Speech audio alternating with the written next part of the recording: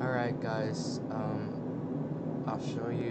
today I'll show you how to add a folder inside of the workspace. It's really simple.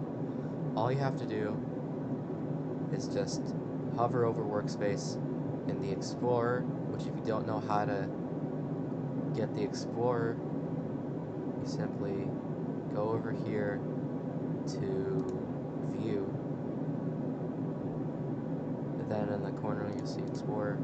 Click on it to show that among some other things. But yeah, you hover over workspace,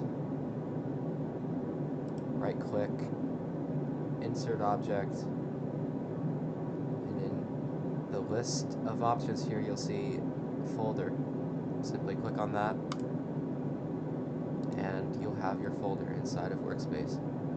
You can move it wherever you please. Add stuff into it too, as much stuff as you like. Thanks for watching.